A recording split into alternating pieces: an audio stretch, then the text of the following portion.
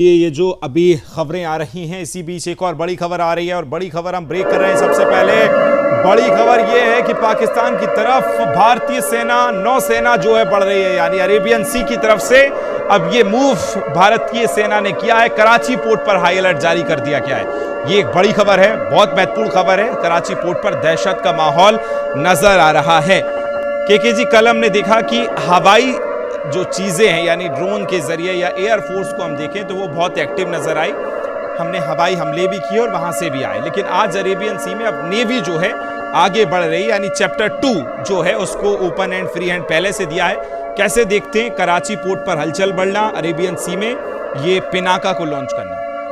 आज मुझे दिन से ही ये पता था कि भारत निश्चित रूप से नेवी का इस्तेमाल भारतीय सेना जरूर करेगी, नेवी इस्तेमाल करेगी और ऐसा किया है क्योंकि हमारी नेवी पाकिस्तान से कई गुना शक्तिशाली है और संख्या बल में हम काफ़ी आगे हैं। हमारे पास परमाणु पनडुब्बी भी है, अगर ज़रूरत हुई तो इसका इस्तेमाल किया जाएगा। लेकिन खासकर अरब सागर में जो हलचल थी, हमने परसों मुंबई में अपने संवाददाता से बातचीत की थी, उन्होंने बताया था कि नेवी के अधिकारियों ने कहा कि हमने पूरी तैयारी कर रखी है, लेकिन हम आपसे इसको शेयर नहीं कर सकते हैं। लगता है ये स्ट्रेटेजिकली सही बात भी है कि सेना की जो मूवमेंट है उसको हम उतना शेयर नहीं कर पा रहे हैं, लेकिन पाकिस्तान को सबक सिखाने के लिए हर मोर्चे पर भारतीय सेना जवाब दे रही है और पहली बार नौसेना का इस्तेमाल किया गया है, अरब सागर से किया गया है। आपको पता है कि कराची बंदरगाह की ओर भारतीय जो नेवी है आगे बढ़ रही है। पाकिस्तान के लिए चिंता की बात है कि अगर ऐसा होता है तो पाकिस्तान निश्चित रूप से अभी जो संभला है वो संभलने की स्थिति में भी नहीं रहेगा अगर नेवी अपने पावर पे आए और नेवी अपने आक्रमण पे आए।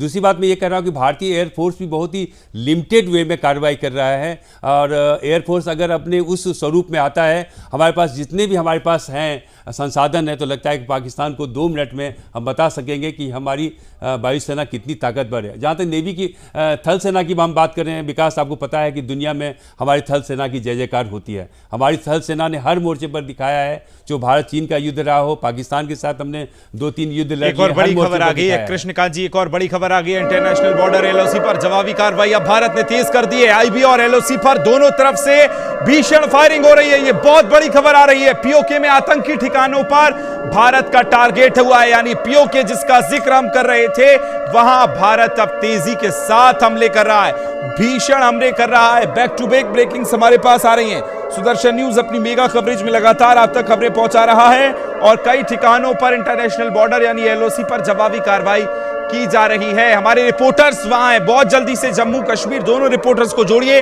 उनसे हम और ब्रीफ लेंगे इस पूरी खबर पर। मुकेश जी अगर मेरे साथ हैं तो उनको भी रखिए स्क्रीन पर, क्योंकि अब खबरें बहुत तेजी से आ रही हैं, बहुत तेजी से ब्रेकिंग न्यूज हमारे तक पहुंच रही हैं और आईबी और एलओसी पर दोनों तरफ से भीषण फायरिंग की जा रही है। कैसे दिख रहे हैं कृष्णकांत जी, पीओके पर एक और बार फिर सेना सक्रिय हो रही है?